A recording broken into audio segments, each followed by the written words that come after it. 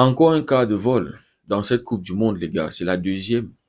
La première était Haïti à la 78e minute, qui aurait dû avoir un penalty, main dans la surface.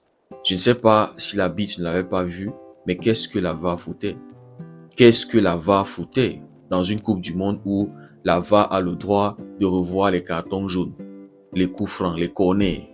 Comment est-ce que la VAR n'avait pas vu la main de Hansli dans la surface contre Haïti? Donc Haïti s'était fait voler, les gars. Maintenant, pour ceux qui ont vu Belgique-Égypte, je pense qu'on est tous d'accord que l'Égypte s'est fait voler à la 91e minute de ce match. Zizou qui se fait ceinturer à l'entrée de la surface, ceinturé par Maxime, le défenseur belge. L'arbitre, pour lui, il n'y avait pas faute. Mais comment est-ce que la VAR ne l'interpelle pas pour qu'il aille checker le truc, les gars? Parce que c'est clair qu'il y avait faute sur Zizou. Et soit c'est penalty, soit c'est coup franc. Les gars, c'est clair qu'il devait avoir quelque chose.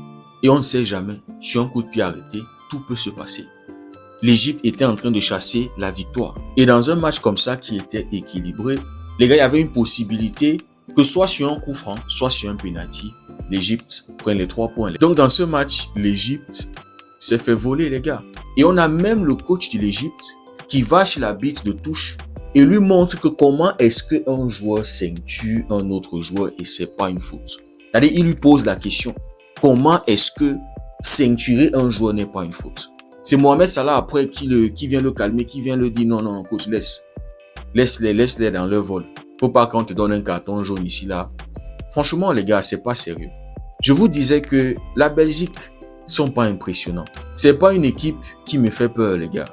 Je vous avais dit que la Belgique que j'avais vue marquer 5 buts contre une Tunisie éclatée, je ne les voyais pas battre une Égypte qui est bien organisée, surtout défensivement, les gars. Le seul problème que je trouve avec les sélections africaines actuellement, c'est offensivement. Quand on a nos temps forts, essayer au maximum de les concrétiser. Parce qu'on se procure des situations de but. Mais jusqu'ici, il n'y a aucune sélection africaine qui a marqué plus d'un but. L'Égypte hier pouvait le faire, les gars. Quand tu vois Mamouche qui va vendanger 3 situations, les gars. Premier mi-temps, il a une magnifique occasion de but qui ne gère pas bien. Deuxième mi-temps, il a 2 situations de but qui ne gère pas aussi bien. Surtout, une contre-attaque, je crois que c'était à la 59e minute. Il va avoir une magnifique percée, les gars. Va se présenter dans la surface, presque en 1 contre 1, et le gars ne va même pas cadrer sa frappe. Moi, je me suis dit, s'il n'était pas sûr, si au moment où il arrive dans la surface, parce qu'il y avait pas mal de défenseurs déjà qu'il avait suivi, pourquoi ne pas temporiser et trouver une autre solution? Donc, notre problème, c'est qu'on gâche beaucoup d'occasions. Le problème, c'est pas qu'on ne crée pas. Le problème, c'est pas qu'on n'a pas d'occasions.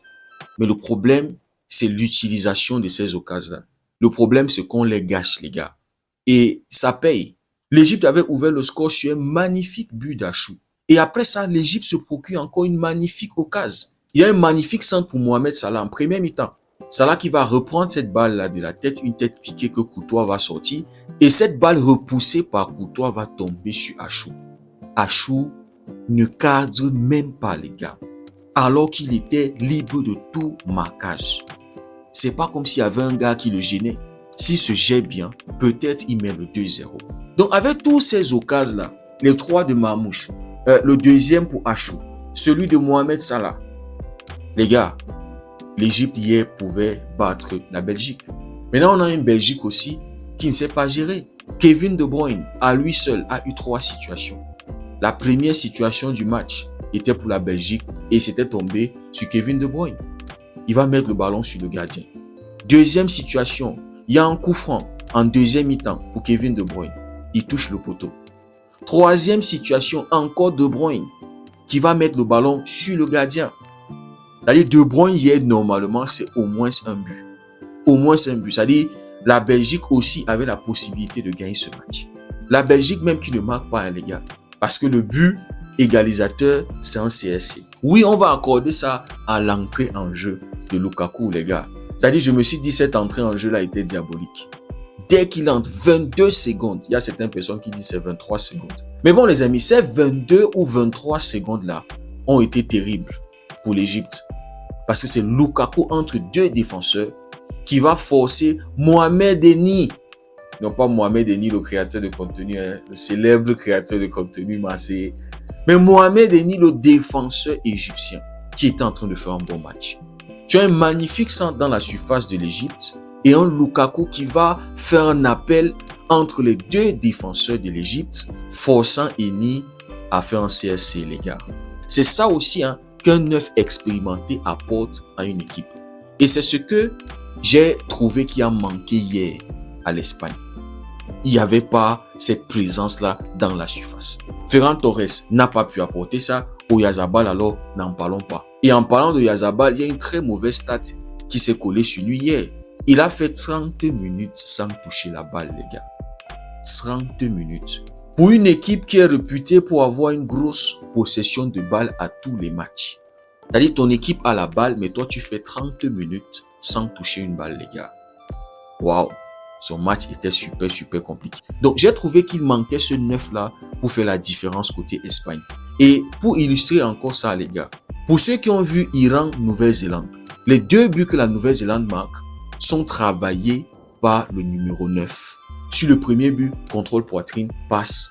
Le deuxième but, la même chose, c'est-à-dire dos au jeu, capable de garder la balle pour pouvoir attirer des défenseurs, c'est-à-dire libérer des espaces pour que ses coéquipiers puissent en profiter, les gars. Et c'est ce qui amène au premier but et au deuxième but de la Nouvelle-Zélande.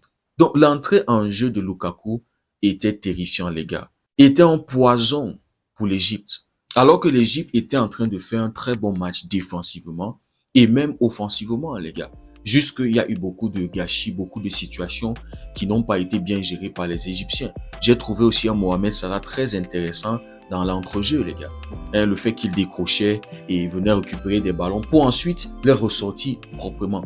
Top performance de la part de Mohamed Salah le jour de son anniversaire, passeur décisif pour le but d'Achou et qui aurait pu aussi être buteur, les gars. Donc, très content du fait que l'Égypte ne perd pas contre la Belgique. Je vous avais dit que la Belgique était prenable. Je vous avais dit l'Égypte n'avait pas droit de perdre contre cette Belgique.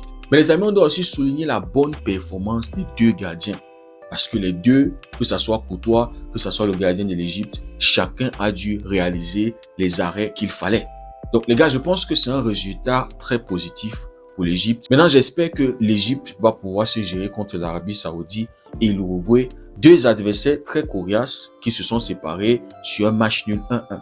Donc les amis, ce groupe-là promet d'être très divertissant. Mais bon, dans le groupe de l'Égypte, je m'attends à ce que l'Égypte se qualifie pour les 16e de finale. Dans la prochaine vidéo, je vais parler du match Uruguay, Arabie Saoudite et Iran, Nouvelle-Zélande. Dites-moi ce que vous en pensez en commentaire. Si le contenu vous a plu, likez, partagez. Pour ceux qui découvrent cette communauté, n'hésitez surtout pas à nous rejoindre. Merci beaucoup d'avoir suivi la vidéo. On se dit à très bientôt. Passez une belle journée et que Dieu vous bénisse.